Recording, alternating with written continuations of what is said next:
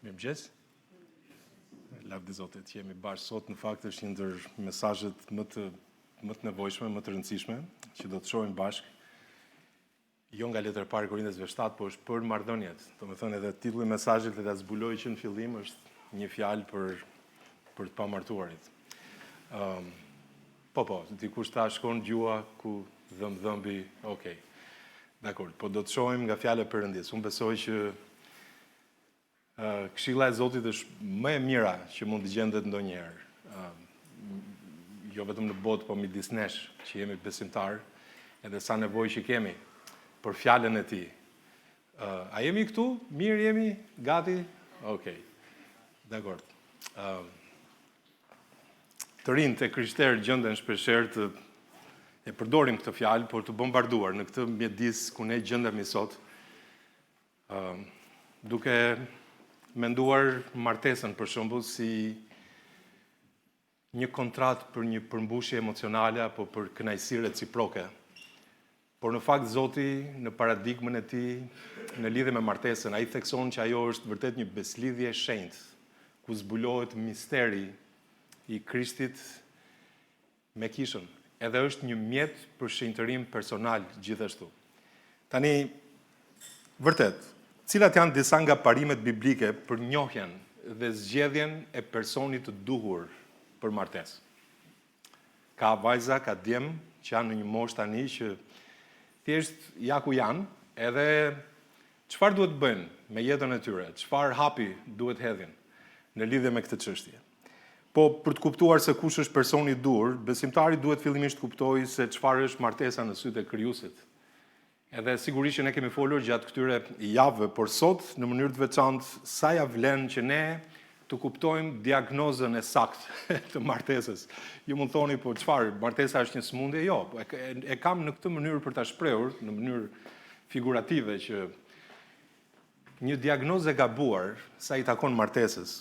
Atëherë kjo çon pashmangshmërisht në një zgjedhje të gabuar të personit me të cilën unë synoj për shkak që të lidhem apo të martohem, po flas për ata që janë në këtë moshë tani, që janë duke menduar për këtë gjë. Për shembull, nëse qëllimi i martesës shihet thjesht si lumturi, si gallat, për shembull, si gallat, atëherë personi për cilin duhet mendoj duhet jetë argëtues, apo jo, duhet jetë një person i cili të më bëjt që të ndihem mirë, por nëse për shembull qëllimi i martesës është që martesa të jetë vërtet si një dritë e marrëdhënies Krishtit me kishën në botë, atëherë ndoshta ky për cilin unë po mendoj ose jam duke menduar për të shkuar në një lidhje martesore, duhet jetë një person i përkushtuar. Si është puna? Le ta shpjegojmë pak këtë punë, sepse narrativa biblike e martesës fillon ku? Fillon tek Zanafilla, kapitulli 2 apo jo. Edhe ta dini që nëse vendoset toni në lidhje me martesën, toni është ky që martesa nuk është një shpikje sociologjike, as një evolucion kulturor, ashtu siç mund ta mendojnë njerëzit sot, sepse flitet shumë për martesën edhe në emisione televizive. Martesa është institucion i krijuar nga Zoti, është një institucion hyjnor. Për shembull, Pali me guxim tek letra Efezianëve, ai e thot një gjë të tillë duke u referuar pasazhit tek libri Zanafillës, po te Efezianët 5 thuhet, prandaj njeriu do të lër atin e tij dhe nënën dhe do të ngjitet pas gruas së tij dhe të dy do të bëhen, thot, një mish i vetëm. Ky mister, shikoni vinëre, ky mister është i madh, por unë e them në lidhje me Krishtin dhe me kishën. Shikoni sa e rëndësishme që është. Pra, Pali martesën e ngren në një nivel të lartë. Pse e bën një gjë të tillë? Sepse i referohet nga ana frymërore. Çfarë ndodhi me ne dhe me Krishtin? Shikoni me vëmendje. Te letra e parë e Korintësve, për cilën e kemi folur javën që kaloi, në kapitullin 6 thuhet, a nuk e dini se ai që i ngjitet kurvës është një trup me të, sepse do të bëhen të dy, thot Zoti, një mish i vetëm. Shikoni pak, edhe vargu 17, prandaj është pak më ndriçuar për të kuptuar dallimin. Frymërisht, por ai që i ngjitet Zotit, thot, është një frym me të. Ai që i ngjitet Zotit është një frym me të. Pra, ne nuk jemi bashkuar me Krishtin në një mish. Jemi të qartë, por jemi në një frym me të. Tani jemi frymërisht një me Krishtin. Brenda nesh ka ndodhur një martesë frymërore, nëse mund ta them kështu, fryma e shenjtë e Zotit ka ardhur brenda nesh kur ne i besuam Krishtit si Zot dhe shpëtimtar, edhe është bashkuar me frymën tonë, me frymën e njeriut. Dakor, janë 5 lloj frymrash në Bibël që përmenden, fryma e njeriut është njëra prej tyre. Edhe fryma e shenjtë e Zotit, si thua, u ngjit bashkë me frymën tonë. Ne ju ngjitëm Zotit, jemi një frymë me të.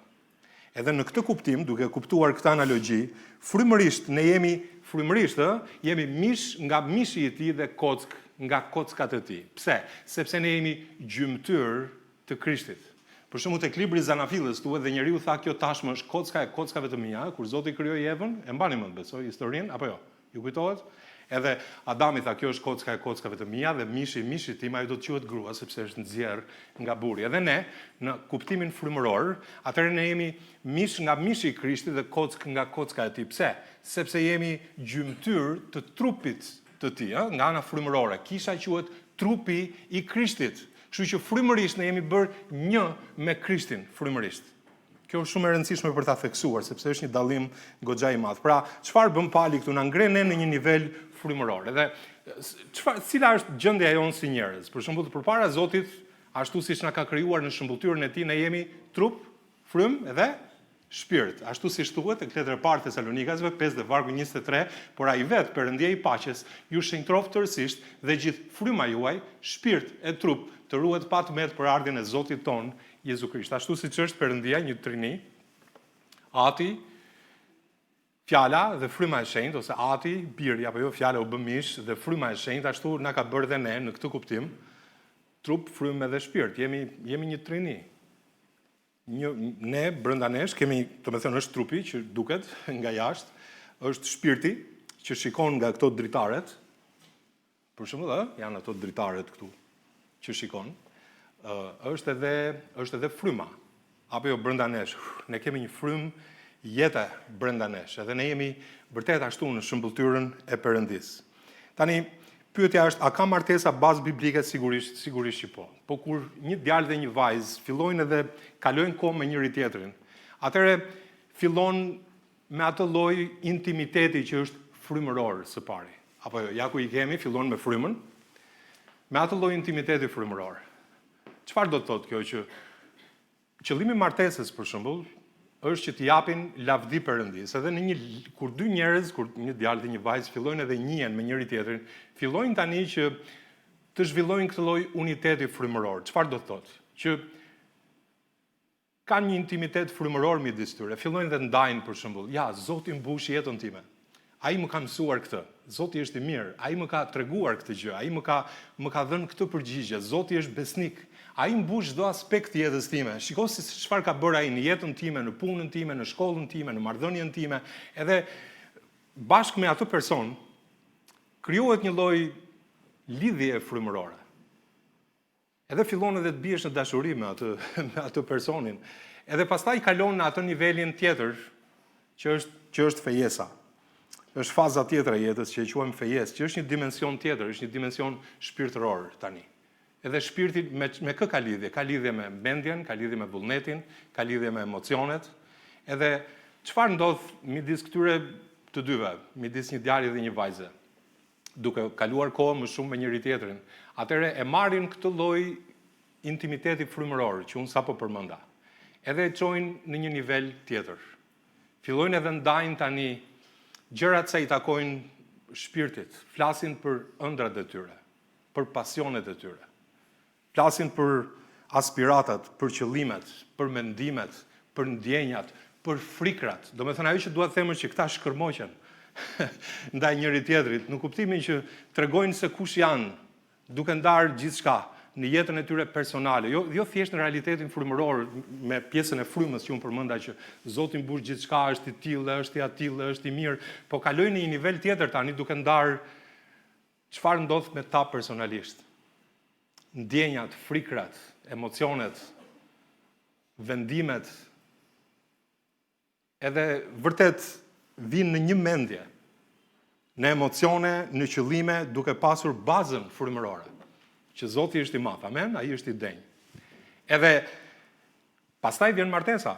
apo jo, që ka lidhje me trupin sigurisht, po gjithçka bazohet mbi marrëdhënien. Edhe marrëdhënia sipas dizajnit të Zotit përfshin gjithë qenien. Trup, frym dhe shpirt. Edhe martesa i përfshin të treja këto gjëra. Sigurisht. Edhe duhet investuar shumë në aspektin frymëror.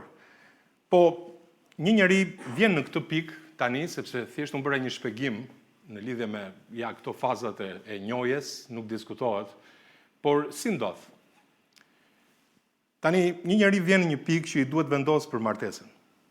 Edhe e quajmë këtë koha e paramartesës, kur një njeri fillon të njihet me një djalë, me një vajzë për shembull, dating, quhet në anglisht, por që fillojnë edhe kalojnë kohë me njëri tjetrin, dhe ndërsa i duhet të marrin një vendim për të ardhmen, duhet të analizojnë vërtet vetveten në sytë e Perëndis, në dritën e fjalës Perëndis, sepse vendimi për martesën është një vendim shumë i rëndësishëm. Shumë i rëndësishëm. Edhe qëllimi i martesës, sikur unë e përmenda, është ajo çka Pali na thot këtu, që njeriu do të lërë atin e tij dhe nënën e tij dhe do të ngjitet pas gruas së tij dhe të dy do të bëhen një mish i vetëm, dhe thot ky mister është i madh, por unë e them në lidhje me Krishtin dhe me kishën. Pra, nëse unë do ta quaja në mënyrë figurative që martesa është, si thua, po e quaj si një teatr të vogël. Dakor, ku luhet drama e madhe e dashurisë së Krishtit ndaj kishës. Atëherë i bie që kjo transformon kriteret e zgjedhjes, që nëse martesa është për të demonstruar ungjillin në botë, atëherë kjo do të thotë që ai person duhet të jetë dikush me të cilin duhet ta luash këtë rol.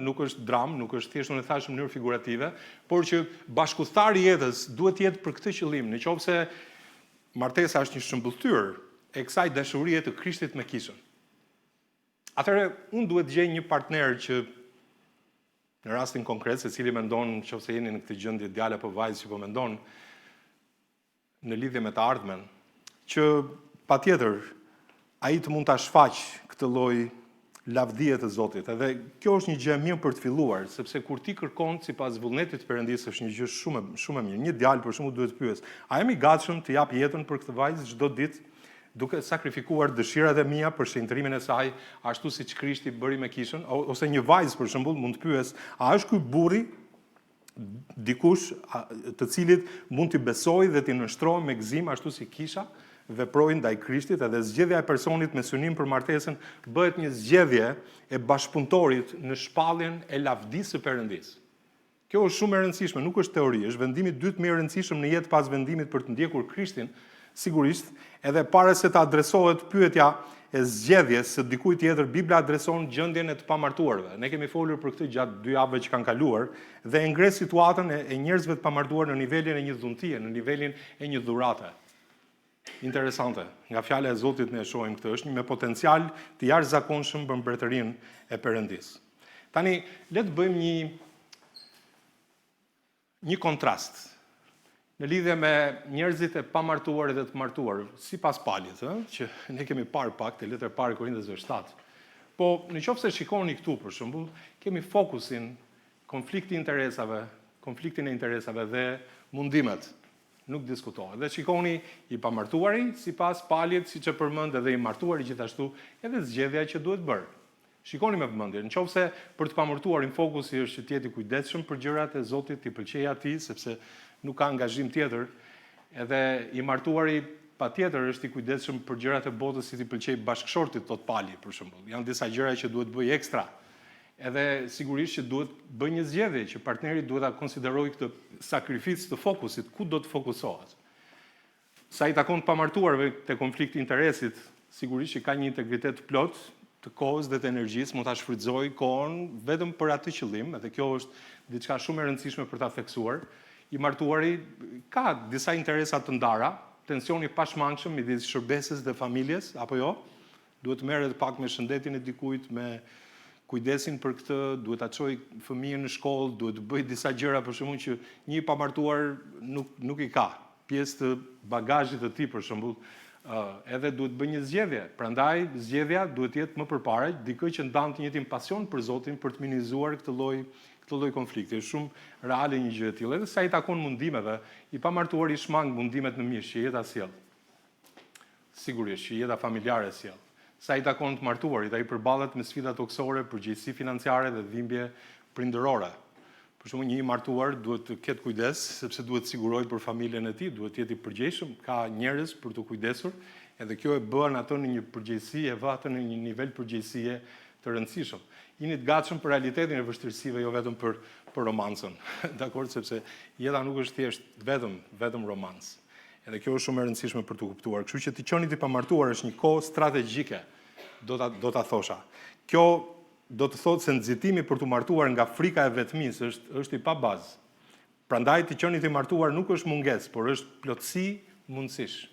Por le të flasim tani për atë realitet, se si duhet të përballemi në një situatë të tillë. Edhe këtu i referohem djemve edhe vajzave që janë në këtë situatë tani, që po mendojnë se çfarë do të ndodhë me jetën e tyre dhe për të marrë një vendim për të ardhmen.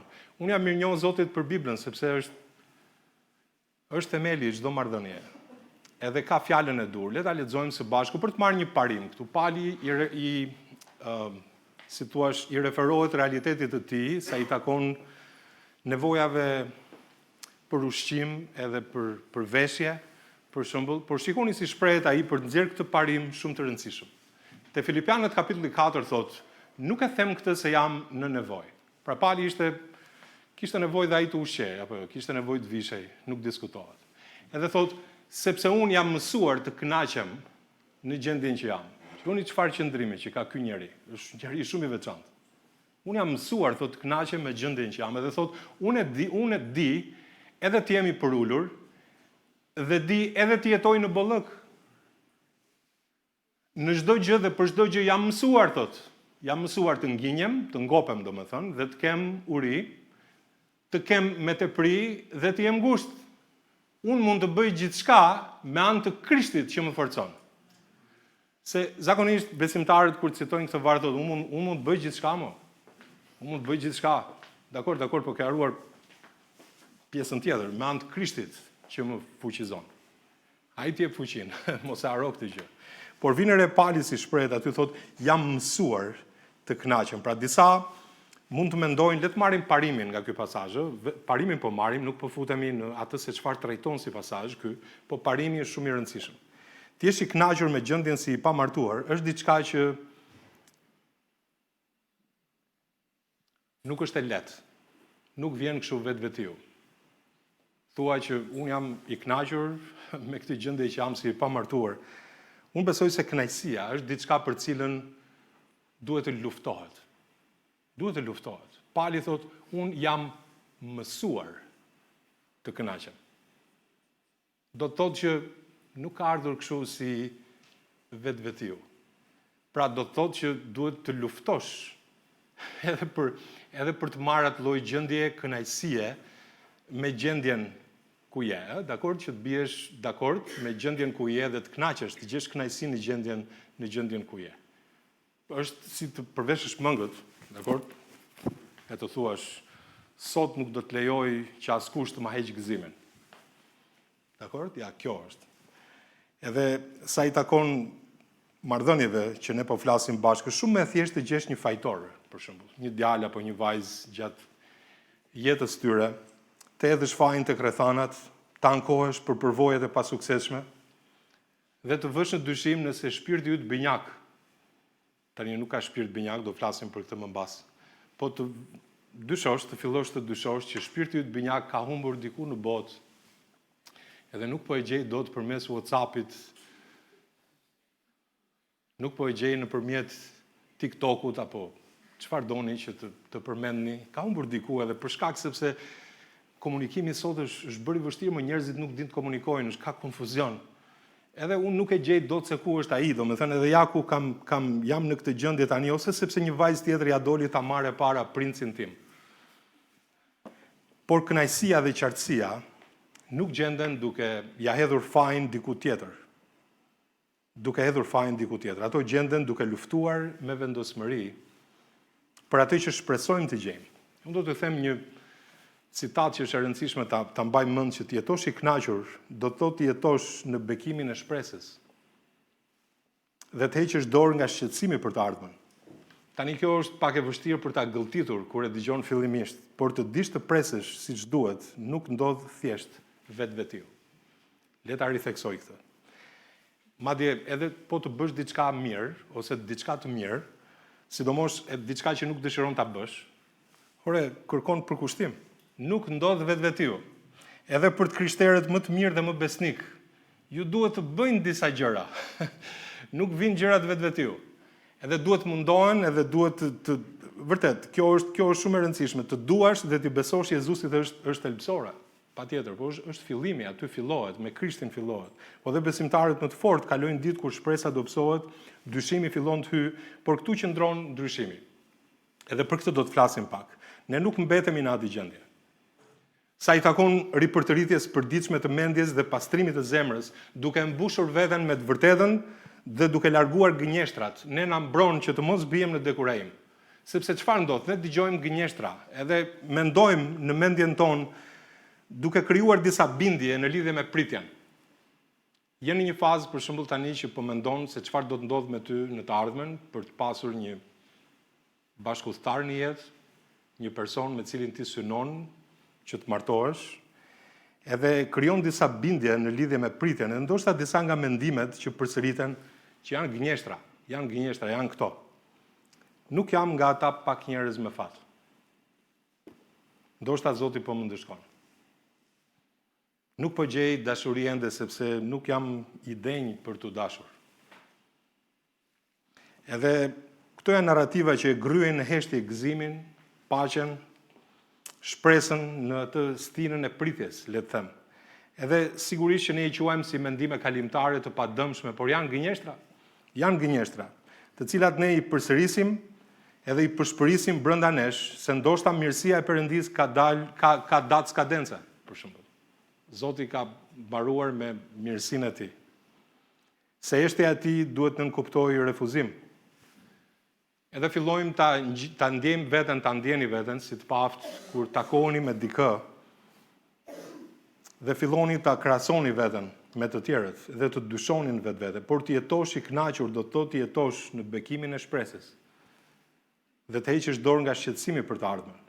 Dhe në një kohë pritje, le ta them këtë gjë, ashtu siç duhet, që në një kohë pritje nuk kemi nevojë për zgjidhje, ne kemi nevojë për ripërtëritje. Kjo mbase dikujt i duket e çuditshme, por kemi nevojë për rifreskim.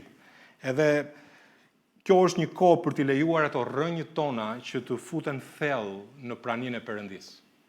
Ndërkohë që je duke pritur. Duke i kujtuar zemrës tënde që pritja nuk është ndëshkim. Nuk është ndëshkim. Është një vend ku besimi yt rritet dhe piqet. Zoti po rrit besimin tënd, po pjek besimin tënd. Është vendi ku Zoti ju rafinon me butësi, jo që të ndjeni zemërthyer apo sikur i lën i mbetur pas, por sepse ai po rrit diçka brenda teje që kërkon kohë. E ti mund thua, shiko se kjo është e vështirë, është e lehtë për ta thënë, po e vështirë për ta pranuar. Po për të ditur si jemi të kënaqur, duhet kuptojmë vërtet se çfarë do të thotë ti jesh i kënaqur. Dhe çfarë do të thotë të mos jesh i kënaqur. Çfarë është kënaqësia në thelb të kënaqesh me gjendjen ku ti je? Kënaqësi nuk do të thotë të buzëqeshësh përmes dhimbjes. Nuk do të thotë të mohosh dëshirat e tua. Kënaqësi nuk do të thotë që të shtiresh sikur je i kënaqur kur nuk je. Le të jemi realist. Por të jesh i kënaqur do të thotë të jesh në paqe. Të jesh i kënaqur do të thotë të pranosh se Zoti të ka vendosur aty ku ai mendon, ku ai beson se është më e mira. Zoti të ka vendosur ty në një gjendje, në një moment, në një kohë, në një vend që ai mendon që është më e mira. Dhe të jesh i kënaqur deri në atë pikë saqë të mos biesh në dëshpërim. Kjo është shumë e rëndësishme. Kuptoj që Zoti e di dhuntin tënde. Zoti e di për shkakun që nuk e ke atë dhuntin që të qëndrosh i pamartuar, nuk diskutohet, por prit në Zotin. Mos u shqetëso për martesën derisa të vijë koha e dur. Dhe ti mund thuash tani është koha e dur. Le të presim pak, është urtësi. Psalmi 130 dhe vargu 5 thotë unë pres Zotin. Shpirti im e pret, unë kam shpresë në fjalën e tij. Të presësh nuk do të thotë të rish në vend, të presësh nuk do të thotë mos bësh asgjë apo ta lësh jetën, ta vësh jetën në pauzë derisa të shfaqet dikush. Do të thotë të jetosh me qëllim. Do të thotë që të jetosh me pasion, me besim, ndërkohë që pret. Kjo është shumë e rëndësishme, do të thotë të zgjedhësh të rritesh emocionalisht, shpirtërisht, mendërisht, duke u bërë si ai lloj personi me cilin ti do të dëshiroje që të lidhje jetën tënde. Ke menduar ndonjëherë për shembull të thuash që unë dua një person që të jetë i tillë, i atill, i kthill. Dakor, po a mund të bëhesh ti si ai person për cilin ti po mendon që të lidhësh jetën tënde? Kjo është përgatitja për cilën do të flasëm, po është e mundur të jesh mirënjohës për situatën ku je tani. Të presësh me shpresë për situatën ku dëshiron të arrish, për vendin ku dëshiron të arrish. Dhe një nga cilësitë që admiroj më shumë te mbreti David, për shembull, duke kam vite që studioj Biblën, por ajo që më bën përshtypje është që Davidi në turbulencat e tij, në situatat e tij vërtet vështira. Dini çfarë bënte Davidi dhe kjo të bën përshtypje? Ai shkonte para Zotit. Edhe e paraqiste problemin e tij. E paraqiste vërtet me vajtim, dhe me lavdërim gjithashtu. Kjo është me të vërtetë e veçantë. Ai ishte i sinqert, i hapur në gjendjen ku ndodhej, nuk lejonte që ajo gjendje, si thua, ishte vendi ku ai të mbetej. Pra ai nuk donte që të mbetej në atë gjendje. Por atë turbulencë, atë hall, atë problem që ai kishte, shkonte te Zoti me vajtim dhe me falënderim. Nëse ke diçka të vështirë në jetën tënde, a mund të bësh po njësoj? A je bezdisur me afatin kohor në cilin gjendesh? Zot, po ikën koha. Fol për këtë me Zotin. A ndihesh i rënë, i vetmuar në këtë gjendje? Flit e hapur me Zotin situatën. Apo të ndohesh, të mjaftohesh me më pak, tregoja Zotit një gjë të tillë. Davidi e dinte se gjithçka pa Zotin nuk ja vlen. Po nga ana tjetër, gjithçka me Perëndin nuk është kurrë aq e errët sa e mendojmë. Sa mund të na duket. Ai e dinte se kjo botë me gjithë bukurinë dhe dhimbjen e saj njësoj. Nuk është destinacioni ynë përfundimtar. E dini, të bën përshtypje sa i takon jetës Davidit, që ai i gjeti të gjitha këto, në fakt gjeti dashuri, gjeti familje, po kishte humbje, kishte tragjedi. Ne dim jetën e Davidit. Ai e kaloi një kohë bollëku, kaloi një periudhë mungesash në jetën e tij, por ajo që shohim përmes shkrimeve që është Zoti është në të dyja gjendjet. Me ne. Ky është mësimi. Si në gjendjen e vajtimit, ashtu edhe në gjendjen kur ne jemi të gëzuar, edhe mezi presim që ta lavdërojmë Zotin. Tani Zoti është speranca jonë. Ai është përgjigjja jonë. Edhe në këtë kohë pritje, le të zhysim rrënjët tona, edhe më shumë, në praninë e Perëndis. Le të themi Zotit problemin ton, përjetimin ton. Edhe le ta lejojmë Zotin që të na rris në besimin ton, të na rris në përgjegjësi, të na rris në ndjenja, në emocione, duke treguar që ne i përkasim Perëndis. Është okay të pranosh se pritja mund të jetë e vështirë. Patjetër. Sidomos kur po lutesh me besnikëri dhe po sheh që të tjerët po hynë në atë që ti shpreson të hysh në një lidhje martesore.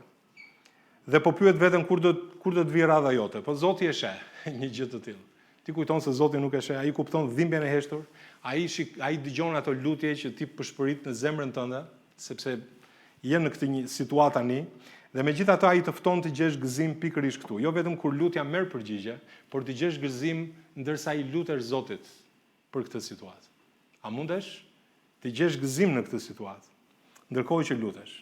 Edhe ndërkohë që je duke pritur, po është një pritje aktive, jo duke vënë jetën tënde në pauzë, por duke ju përkushtuar qëllimisht misionit që Zoti ka caktuar, bëj atë që Zoti t'i pëlqen. Bëj vullnetin e tij. Krye atë që Zoti dëshiron për ty.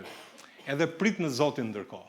Po nga ana tjetër, le të shohim këtë gjë që është me të vërtetë e rëndësishme, sepse një parim biblik i anashkaluar është se ne tërheqim atë që jemi, jo atë që duam.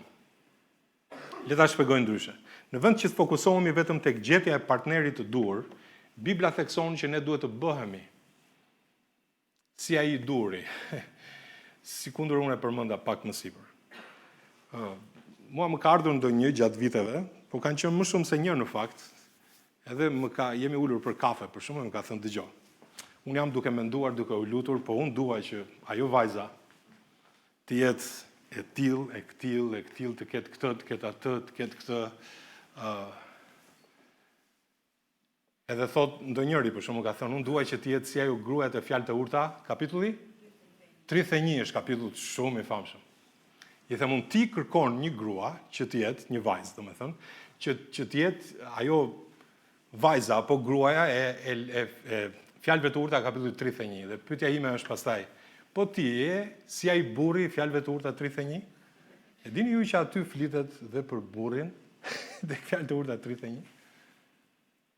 Le të them disa gjëra për gruan e Fjalëve të Urta 31. Nuk i kam këtu, po vargjet janë të qarta, i kam shkruar këtu në fakt, por thuhet gruaja është një grua që ka frikë nga Zoti. Hiri është i rrem, bukuria është e kotë, por gruaja që ka frikë nga Zoti do të lavdërohet, thot fjala e Perëndisë. Është një grua e fortë, është një grua e aftë, e virtytshme. Vlera e saj është shumë e madhe se ajo e margaritarëve. Është një grua e mençur dhe punëtore. Në vargu 26 thotë, ajo pa hap gojën me mençuri, ligji i mirësisë është në gjuhën e saj. Ajo është administratore e zonja, mendon për një harë, blen me frytin e duarve të saj, mbjell një vresht. Ajo ndërton shtëpinë dhe kujdeset për tjerët, e mbikëqyr rrugët e shtëpisë së saj, shtrin dorën e saj drejt të varfrit. Ajo ndarohet publikisht.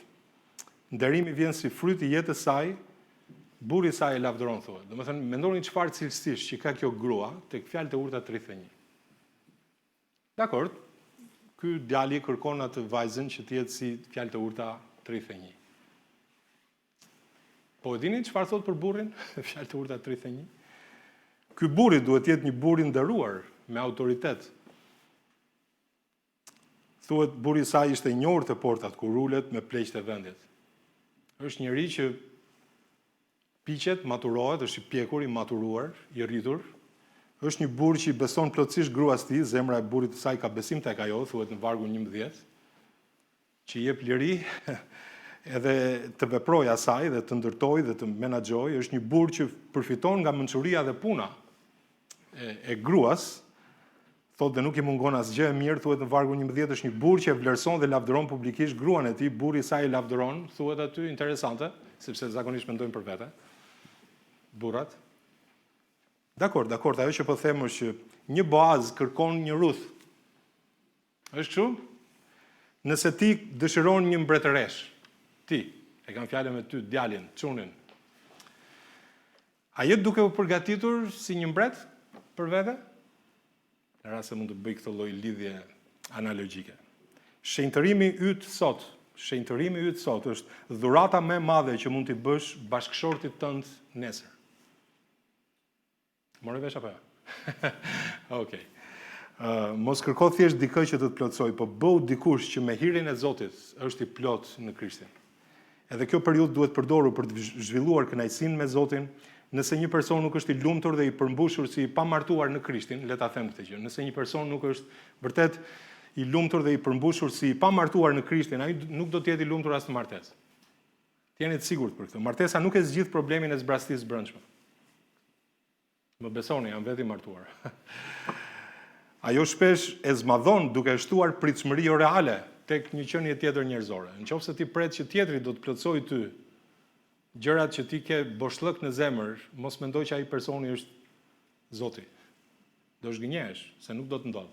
Nëse Krishti nuk të plotëson, ai, po kushdo që të jetë nuk ka për të plotësuar. Duhet të kesh kujdes. Nëse vëshpresën tek një qenie njerëzore. Tani le të shkojmë tek ato gjëra që janë me të vërtet të rëndësishme në këtë fazë ku jemi. Janë parime për dalluar personin e duhur. Tani pyetja është, pse del ti me një vajzë, nëse je djalë, pse ti që je vajzë del me një djalë, cili është qëllimi? Do thuash po që të gjej një për vete, të lidhem. Një bashkëshort, një bashkëshorte për shembull. Dhe qëllimi tjetër nuk është biblik. Qëllimi tjetër cili është kurvëria. E dëgjova? ky qëllim, ki kujdes, nuk duhet kaloj në mendjen tënde. Ose ti je serioz, sepse doj që Zoti të siguroj për ty një bashkëthar në jetë, bashkëthare në jetë. Ky është qëllimi. Qëllim tjetër,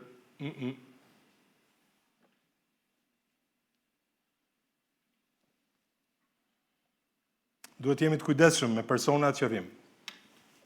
Prit derisa ti jesh gati. Arsyeja pse them këtë është sepse kur martohen zakonisht përfundojnë me atë person me të cilin janë shoqëruar për një kohë të gjatë. 99% të rasteve. Ja apo ta zbres deri në 98. Po në përgjithësi, njerëzit që martohen, në përgjithësi ndodh kjo që martohen kryesisht me atë person me të cilin janë shoqëruar më shumë, kur shoqëria është shumë e zhvilluar. Për çfarë shoqërohesh me një djalë me një vajzë? Për një partneritet për punën e Zotit. Duket e çuditshme, kur e mendon një gjë të tillë. Po, cili nuk është qëllimi? Jo sepse dua të bëj gallat, jo sepse ai tjetri apo ajo është e bukur, jo dukja e jashtme, jo shoqëri, jo ndjenja, por në thelb gruaja plotson burrin. Edhe kjo duhet të jetë për lavdin e Perëndis. Fjalët e urta, kapitulli 19-14 thotë shtëpia dhe pasuritë janë trashëgimi nga etrit, por një bashkëshorte e mençur thotë vjen nga Zoti.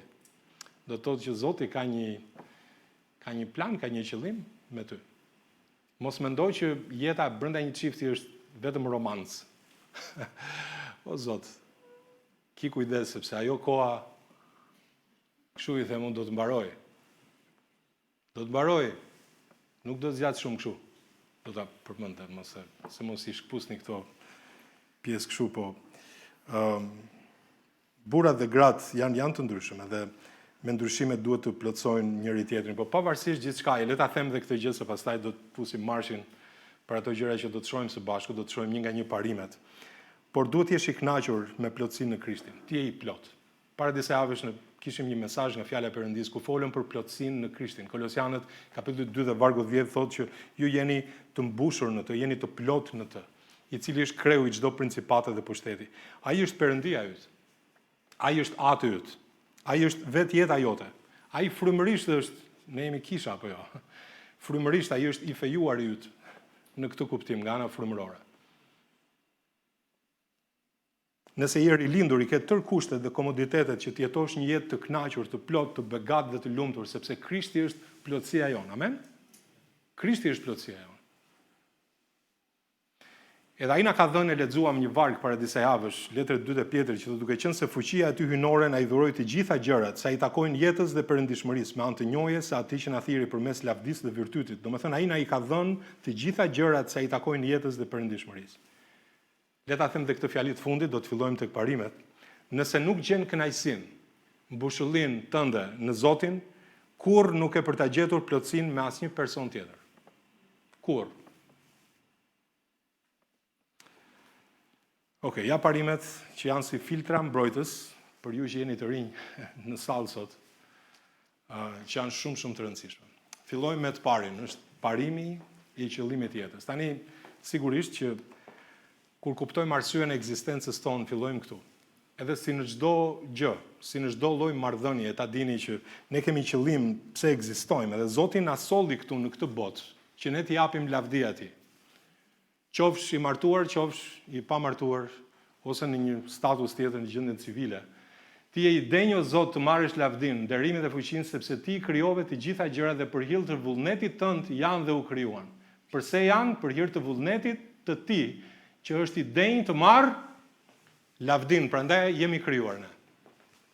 Në kontekstin e dhjatës së re, sigurisht që Zoti na ka dhënë një shërbim, që është shërbimi i pajtimit. Pra Zoti na ka bërë krijesa të reja, dhe të gjitha janë nga Perëndia që na pajtoi me veten e tij përmes Jezu Krishtit dhe na dha shërbimin e pajtimit. Pra, çfarë është martesa në thelb? Është një partneritet për të shërbyer Zotit në shërbimin që ai na ka caktuar. Martesa është për të dhënë shëmbulltyrën e Krishtit dhe kishës në botë. Martesa është në shërbim të ungjillit, që Zoti, nëse ju bekon me fëmijë, ata të rriten të shëndetshëm edhe të jenë misionar për lavdinë e Perëndisë në botën e pashpëtuar.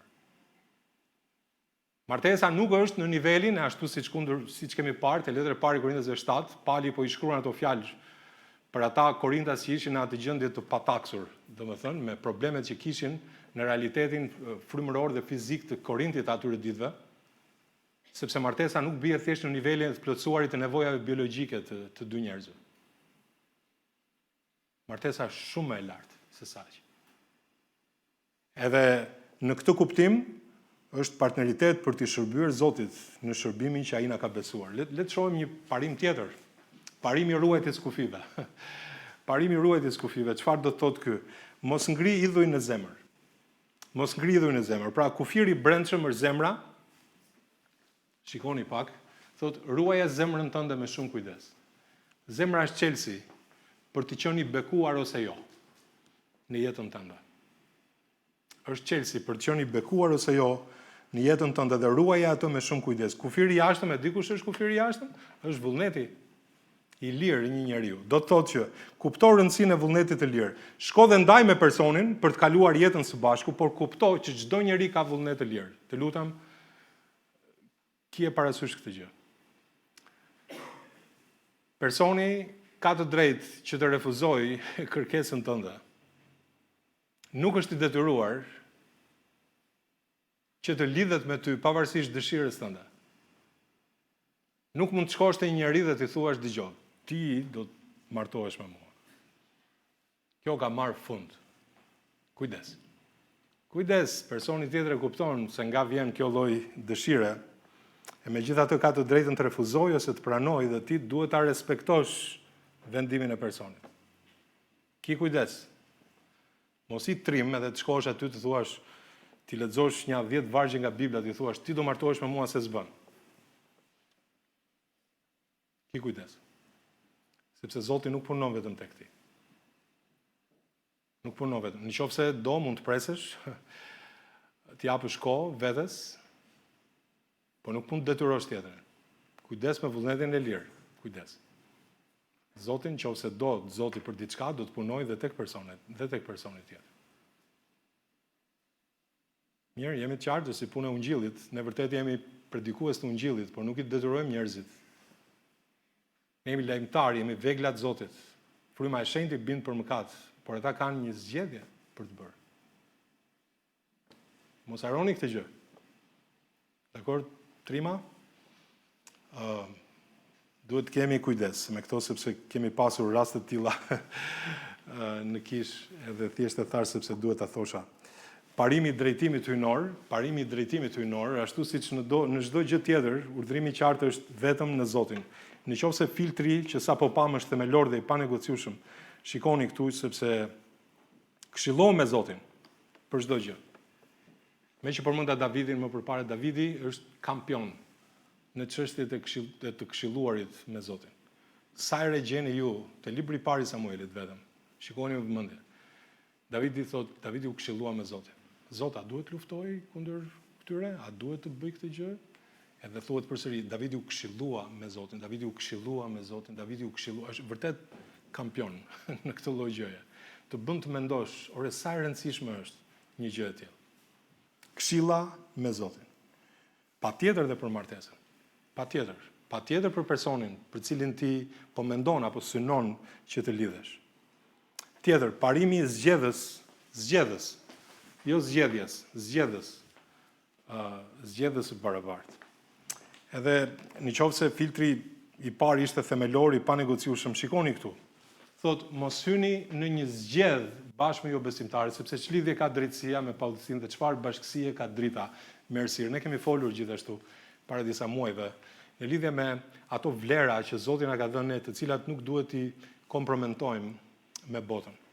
Edhe ky është një fakt sepse i referohet ligjit të dhjatës vjetër. E dini pali e shkëput këtë gjë, por ligji i dhjatës vjetër thot për shkakun që ligji për të rirë 22:10 thot nuk do të punosh njëkohësisht me një ka dhe me një gomar. E keni parasysh zgjedhën, në fshat, vite përpara kjo përdorej, nuk e di tani, ndoshta në zona thella rurale ku fermeri merr 2 qe edhe i vën një zgjedh, dakor, me një trung në mes, edhe lidh 2 qet në një zgjedh, edhe aty pastaj ka plugun. apo aty që punon tokën, edhe çfarë ndodh, dy qet ecin përpara, edhe ai drejton punën, kështu është puna. Tani nëse ti aty ke një ka dhe një gomar, thot fjala e Zotit, çfarë do të ndodh? Së pari njërë kuptoj që janë dy natyra të ndryshme, kanë forcë të ndryshme secila, gomari dhe kau. Ka temperament ndryshe, për shumë, gomari mund të jetë çik më i javashëm ndoshta se sa kau, ose mund të jetë e kundërta në një moment kur e pickon. Nuk e di. Hapi është ndryshe. Ka hap tjetër kau, hap tjetër gomari, edhe nëse i lidh bashkë do të lëndojnë njëri tjetrin dhe vija e lëvrimit të tokës nuk do të jetë e drejtë. Tani, kuptimi është që një zgjedh bashkon dy për të tërhequr një parmend, nëse njëri ka besim dhe tjetri jo, do të tërheqin në drejtimet kundërta. Mendoni sa e tmerrshme është kur dikush të tërheq tjetrin në drejtimin që do vet. Edhe çfarë do të ndodh? Do lëndohesh, do të sakatohesh, do shkaktosh dhimbje dhe rrotullim në vend. Zbatimi është që nuk mjafton që personi tjetër të thotë unë besoj në Zot ose thjesht të vinë në kish.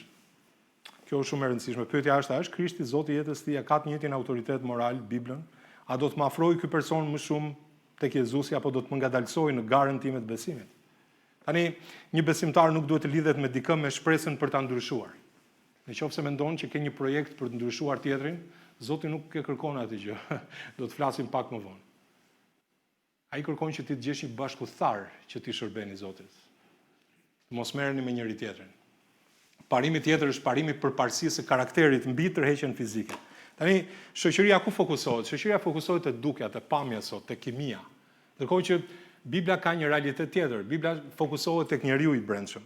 Bibla paralajmëron vazhdimisht kundër mashtrimit të bukurisë jashtme. Bukuria jashtme do të humbas një ditë. Hiri është i rrem. Por dikush që ka frikë nga Zoti, ai do të mbetet. Edhe ai pëlqejet nga Perëndia. Atëherë parimi Samuelit cili është, libri i parë i Samuelit, kapitulli 60 dhe vargu 7, thotë Zoti i tha Samuelit mos ia shiko as pamjen as shtatgjatësinë, sepse unë e kam refuzuar, sepse Zoti nuk shikon si shikon njeriu. Shikoni pak. Njeriu shikon pamjen, kurse Zoti shikon zemrën. Tërheqja fizike është e rëndësishme, por nuk e mban një martesë. Nuk e mban një martesë. Kujdes, është çështje karakteri. Dikush mund të jetë ndoshta më tërheqës, më i bukur në pamje, po kjo nuk garanton që një martesë do të zgjasë dhe nuk e mban martesën, nuk është ky thelbi pra. Sa i takon vajzës, çfarë pret tek njeriu me cilin ai synon të lidhet? Nuk duhet të presë që një ditë ai t'i shfaq në një ditë të ardhme këto gjëra. Pra të jetë një person i dashur, që ka gëzim, që është një person i paqët, që është zemërgjer, që është mirëdashës, që ka besim, që është zemërbut, që është i vetë përmbajtur. A është ky person i durueshëm kur gjërat shkojnë keq? A është i vetë përmbajtur? Sepse pritet Zoti rrezikun. E mira është që njerëzit të kuptojnë gjendjen e njëri tjetrit. Ju kujtohet Boazi nga ana tjetër, nga çfarë u tërhoq Boazi kur pa Ruthin? Ju mund të thoni, po mirë më i pëlqeu kështu si kallëp, domethënë, edhe ja e tërhoqi pamja. Në fakt, shikoni çfarë thot fjala e Zotit. Boazi u përgjigj duke thënë, më kanë treguar të gjitha ato që ti ke bërë për vjerën tënde, besoj se e dini historinë. Pra, karakteri i saj besnik ishte parfumi që tërhoqi vëmendjen e tij. Kjo tërhoqi vëmendjen e Boazit. Ai kishte dëgjuar se çfarë zemre kishte kjo. Se çfarë qëndrimi kishte kjo. Le të flasim për një parim tjetër, është parimi i harmonisë. Këtu testohet motivi dhe misioni. Për shembull, shikoni me vëmendje tek Amosi, kapitulli 3 dhe vargu 3. A mundet të ecin bashkë dy veta në rast se nuk janë marrë vesh më parë? Mundet? Nuk mundet, është një pyetje retorike. Ky është kuptimi. Pra nuk mundet. Edhe a vrapon ai drejt Krishtit me të njëjtën shpejtësi si unë, nëse njëri dëshiron të shërbejë dhe tjetri dëshiron vetëm radhati familjare, martesa do të vuajë. Është një filtër i mirë për të menduar. Ju mund thoni askush nuk është i përsosur, dakord, por nëse dikush i ka pjesë të karakterit këto gjëra, do ta bëjë të vështirë martesën, do të jetë vërtet e lodhshme. Personi i dur është dikush që ju ndihmon të bëheni më shumë si Krishti, jo dikush që ju largon nga ai ose ngadalson ecjen tuaj. Parimi i përgjegjësisë, cilësi specifike për djemt dhe vajzat. Bibla jep udhësime specifike për vajzat. Çfarë kërkon ti që je një vajzë ose tek një djalë? Shumë shikoni pak tek Efezianët, kapitulli 5. Ju burra duheni, gratuaja sigurisht edhe Krishti deshi kishën. A është ai person me cilin ti synon të martohesh një njeri që sakrifikon, që tregon ndjeshmëri ndaj teje?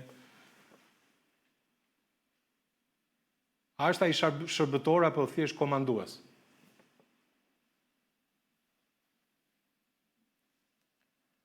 A dëshiron ai fjalën e Zotit që ta drejtojë familjen sipas saj? A ka dëshirë për të rritur në Zotin? A e dëshiron fjalën e Perëndis?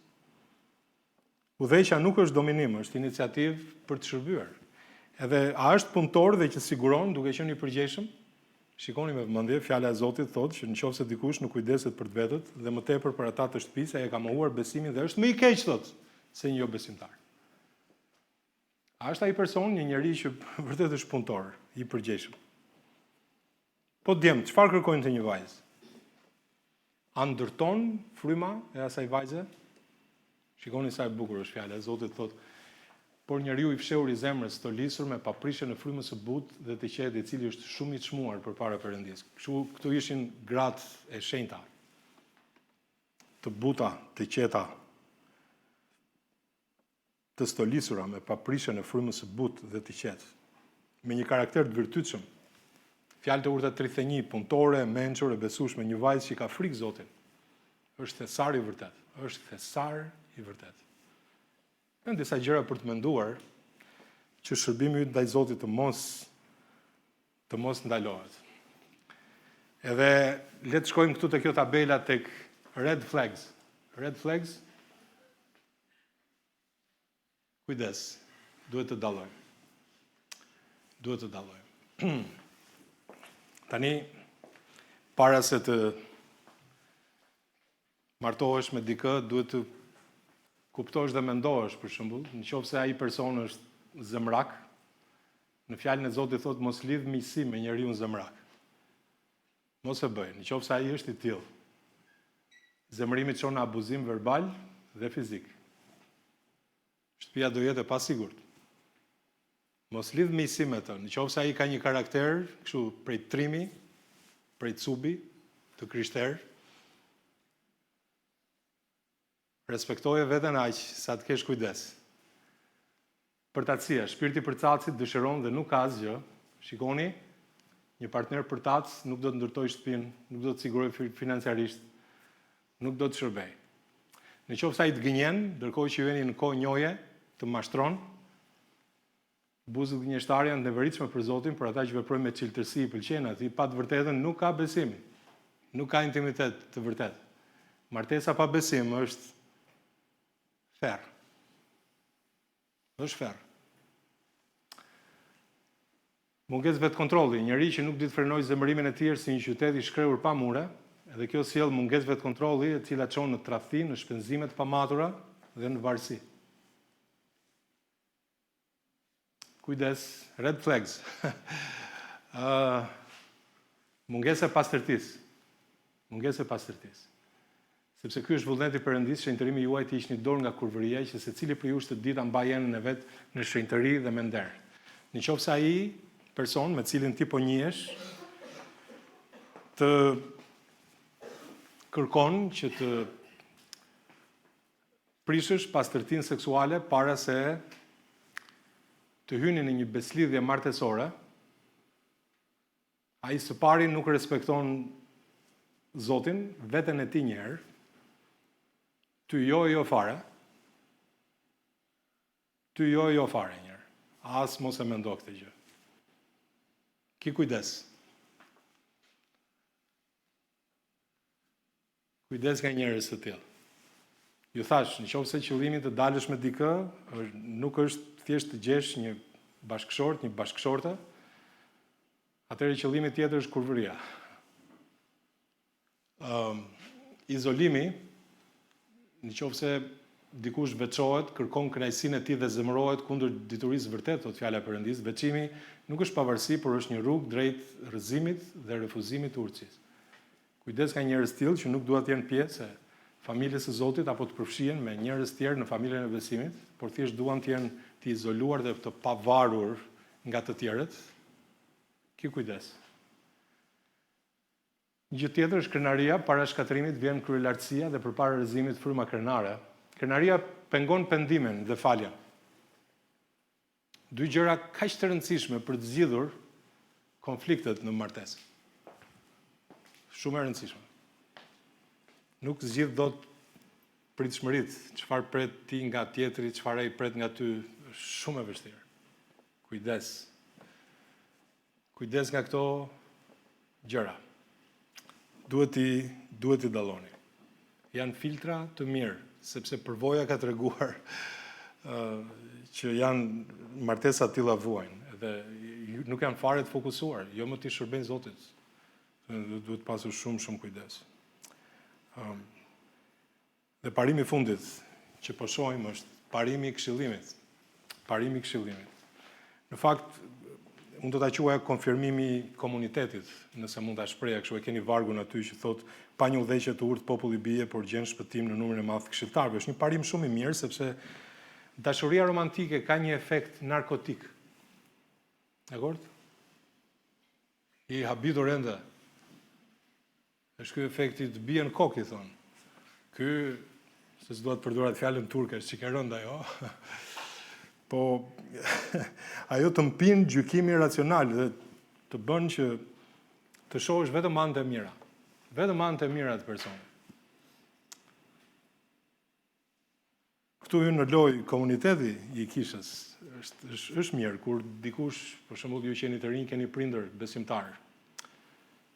Një prind ndoshta di më shumë për jetën e dikujt, apo pastori, apo dikush që ju, një dishepullizuesi juaj, një nga drejtuesit, sido që të jetë dikush me të vërtet, që ju e respektoni, dhe ju mund thoni, po dale, nuk duket sikur këta fusin hundët?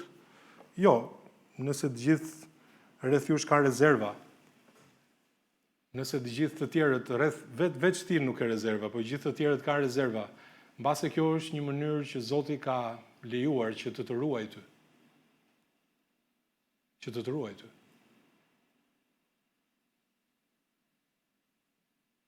Sepse ti ende në atë fazën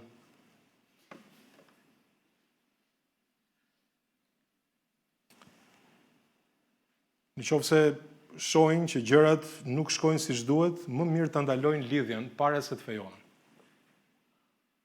Para se të fejohen.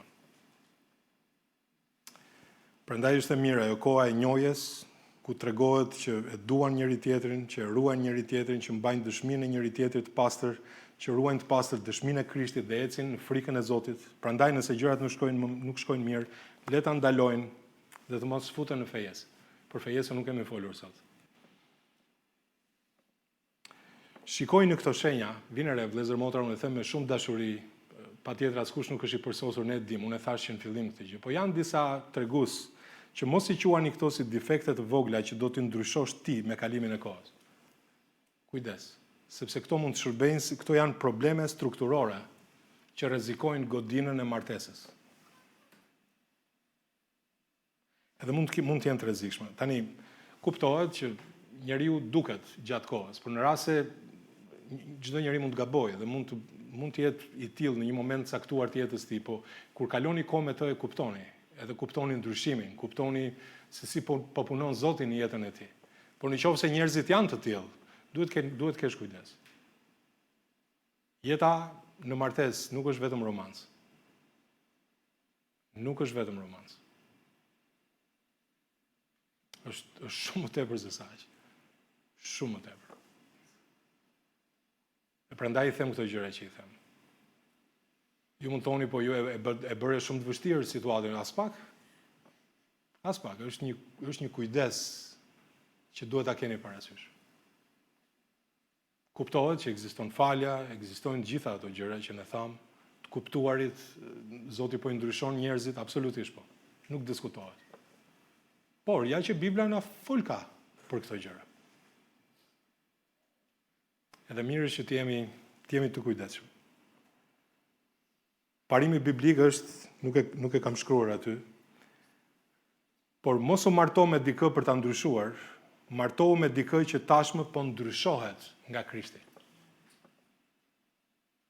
Në qoftë se ti je misionar për të ndryshuar bashkëudhëtarin tënd të jetës, ky është qëllimi që ti ke në jetë.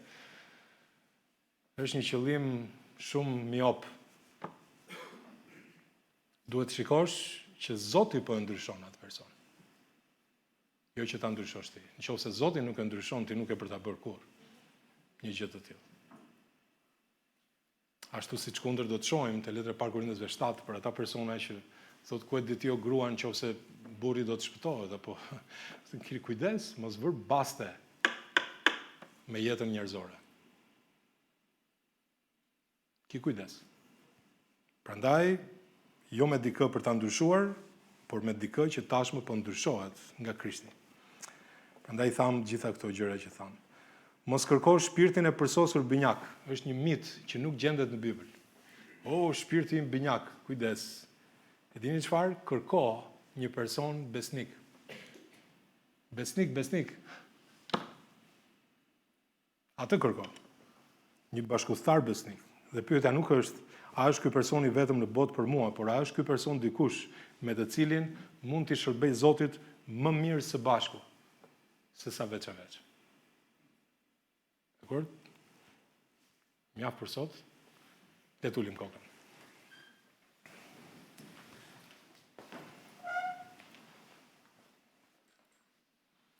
Në analizë të fundit, njohja dhe zgjedhja e personit me cilin synoj të lidh jetën, është një ushtrim besimi. Është besimi se Zoti është i mirë, ai njeh dëshirat tona dhe se koha e tij është e përsosur. Për të rinjt që presin, mesazhi biblik nuk është pasiviteti, por përgatitja aktive. Koha e të qenit i pamartuar është koha për të mbushur arkën e pajës shpirtërore. Paja jote shpirtërore duhet mbushur, duke mbushur mendjen me fjalën e Zotit, duke mbushur duart me shërbim, duke mbushur zemrën me dashuri për Zotin. Kur vjen momenti i dur, dy njerëz të tillë të mbushur me frymën bashkohen, jo për të mbushur boshllëqet e njëri tjetrit, por për të derdhur tepritsen e bekimit të Zotit mbi njëri tjetrin dhe mbi botën. Ja ky është qëllimi. Ekzaminoje veten sot. Dhe thuaj, jam unë duke u bërë si personi me të cilin dëshiroj të martohem. Ke një listë për tjetrin, se si duhet jetë. Pyetja është, a je ti i tillë? Lutu për karakterin tënd, për mbrojtjen e partnerit ardhshëm kudo që të jetë.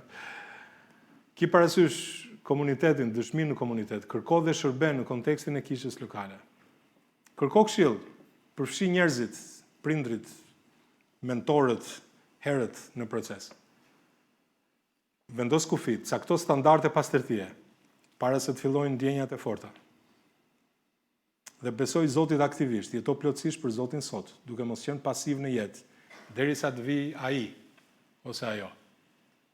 Por shërbej Zotit sot. Nëse Zoti ka folur në lidhje me situatën ku gjendesh, mbase je në këtë moment tani, në këtë fazë të jetës tënde ku po mendon se çfarë hapi të radhës duhet hedhësh. A mund t'i thuash Zotit, Zot, unë kam nevojë për drejtimin tënd. Faleminderit për filtrat që ti ke vënë në fjalën tënde. Edhe Zoti dëshiron që jeta ime të jetë një dritë për ty, për familjen time të ardhshme, por njëkohësisht në botën e pashpëtuar. Sepse qëllimi i martesës sigurisht është për ungjillin në botë. Nëse heqim këtë gjë, atëherë gjëja nuk bëhet në Zotin. Nëse Zoti ka folur, a mund të thuash atij, nëse ke një dhimbje në jetën tënde, apo ke një vajtim në jetën tënde, siç kishte Davidi, a mund të shkosh tek Zoti duke e paraqitur atij vajtimin tënd, edhe lavdërimin tënd gjithashtu. Zoti është i denj, amen? Mund t'ja themi atij, thuaj atij tani.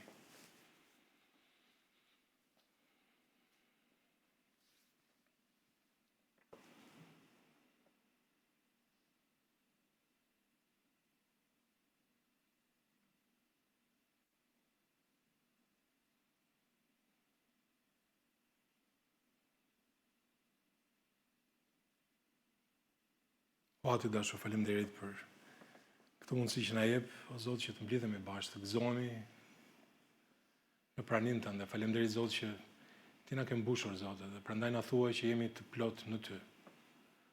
Zot, faleminderit që shpresa jonë është tek ti, jo tek njerëzit, jo tek njëri tjetri. Mbi të gjitha, Zot, ti je Zot mbi zotër, mbret mbi mbretër. Faleminderit Zot që ti mban jetën tonë në duart e tua. Çdo gjë kalimtare në këtë botë do të kalojë, por ti Zot do të mbetesh. Faleminderit që mund të investojmë në ato gjëra që janë të përjetshme. Gjërat e botës janë gjërat e botës. Zot, lum ai që ka në zemër kryen e vullnetit tënd. Faleminderit që çdo godinë njerëzore, me sa kuptojmë ne, nga fjala jote, nuk do të qëndrojë përjetësisht. Por ai që ndërton nga ana frymërore, që ti të marrësh lavdi, ndërtesa e ti do të qëndrojë. Faleminderit Zot, sepse ne duhet të ndërtojmë mbi shkëmb, edhe shkëmbi je ti. Qofshin të pamartuar, qofshin të martuar, Zot ti je shkëmbi. Ti je shkëmbi. Faleminderit edhe për atë kohën e pritjes, në lidhje me planin tënd për ata që janë të pamartuar, Zot, që të rrithen në besimin e tyre, të shtirin rrënjët e tyre edhe më fort, Zot, në praninë tënde. Dhe Zot, të rrisësh ata më fort në besim. Le të kënaqen, sepse ti ke vendosur në vendin ku ti mendon që ata janë. Edhe Zot, le të besojnë dhe të presin në shpresë, duke qenë se ti, Zot, mban të ardhmen. Edhe pritja le të jetë aktive, Zot, sepse ti je ai që kujdesesh. Duke bërë vullnetin tënd, ne marrim ato gjëra që janë shtesë, po që t'japin ty lavdi. Faleminderit, o Zot, për fjalën tënde. Lutem që ti bësh lidhje të gjalla, martesa të shëndetshme, me një fokus të vetëm, që ti të marrësh lavdi, Zot, sepse për këtë u krijuam. Zot, faleminderit për këtë kohë. Faleminderit për zemrat e besimtarëve. Lutemi që ti jemi ne ata njerëz ku ti të gjesh kënaqësinë tënde në jetën tonë. Të dua dhe lutem në emrin tënd, Zot Jezus. Amen.